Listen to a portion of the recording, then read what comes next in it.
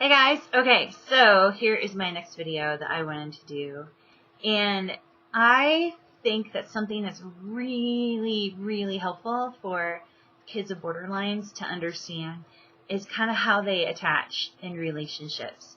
And so typically, because of the way we grew up, we did not grow up with that secure attached style or model of relationships. So I find that we tend to do one of two things.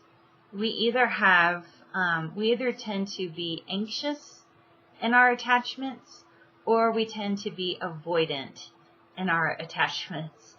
And so I am not full blown anymore, but I think I'm better. But I still have anxiety in my attachments. Like when I'm interested in a guy and he's pursuing me and such. Well, first off, I do a much better job letting guys pursue me now than I used to. I used to have a higher level of anxiety, so it would just come out with me. I hadn't heard from him in a few days. I should text him, things like that. I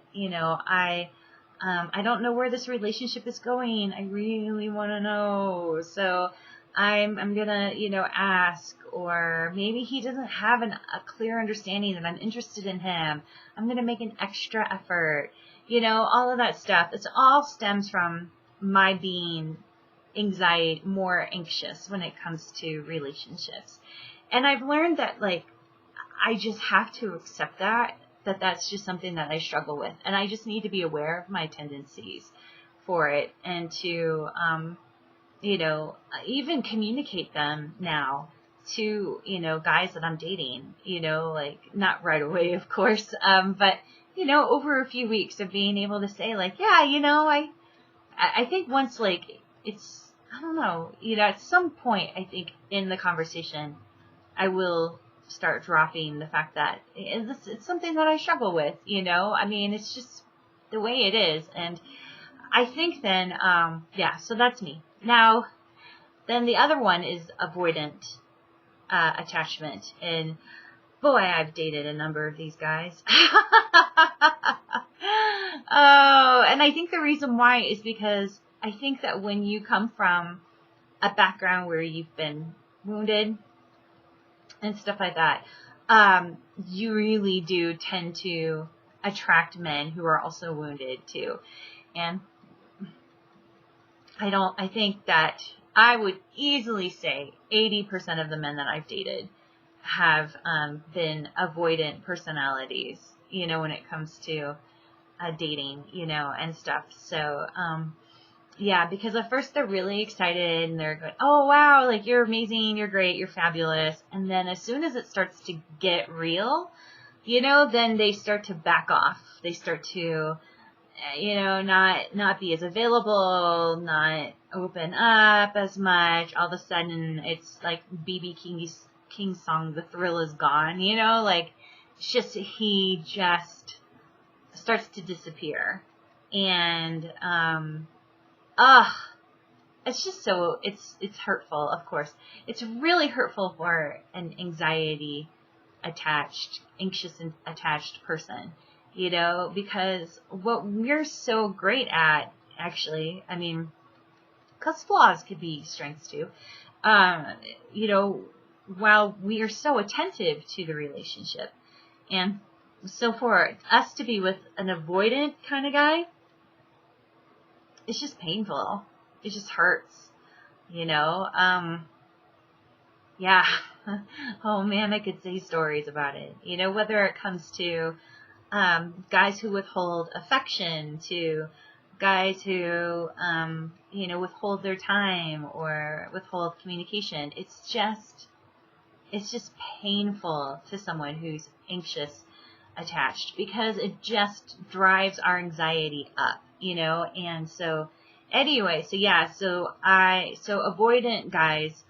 And that's what's hard, is that as you get older, you tend to see more men like that than secure men or even anxious attached men, because these are the guys that tend to be very comfortable with being single, and I can honestly say every single one of those guys that I dated that avoided relationships basically, came from some kind of like wounded background, whether their dad was a narcissist or their mom was a borderline. It's amazing how that's all worked out. So anyway, so what I'm looking for, and what I hope you also receive as well if you're still single, is a secure guy, a secure attached guy.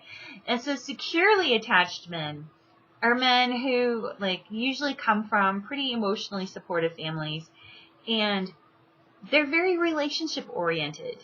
Like they really are attentive to the relationship too. Now they're not as attentive as anxious driven people, but what's fantastic about them is that they will be supportive of the anxious. Like they will accept that someone is anxious, and they will go, okay, so she's a little anxious, okay, so she needs just a little extra love, and stuff like that, and and that they can see it more as a quirk as opposed to like, oh my God, she's got issues, I must run, like avoidant men do. And I think that's huge. I think, a lot of women, we tend to be, especially, when we're coming out of wounded families and stuff like that. Gosh, I mean, it is so painful when we are treated like we're crazy or that we're off, by a guy. And instead what we need is a man who sees us and goes, okay, she's got a little quirk there, and that's fine. She's amazing. I love her. Of course, I'm going to make the effort to stay, in communication with her, stay connected to her, and assure her that I'm here and that I'm into her and stuff like that. Because the guy who's securely attached, he's comfortable doing that. And that's what he wants to do because he knows that a relationship is great and he wants to be in a relationship. So imagine that. Anyway, I think that the more we work on our own attachment issues and allow ourselves to be more open to people and deeper in our friendships and, with the relationships of family that we are comfortable with, I think then that we actually do attract more secure men than avoidant men. And I think too, we do a better job of seeing the difference between the two and can call it, and stuff. So anyway, yeah. And then that way too, then the securely attached kind of guys, they can look at you and go, oh, it is a quirk, as opposed to like the woman's got issues. Because of course, if we're super anxiety driven in our relationships, yes, then we do have issues that we need to work through. So anyway, yeah, so feel free to post your comments, thoughts, questions below, and I hope to hear from you. Thanks.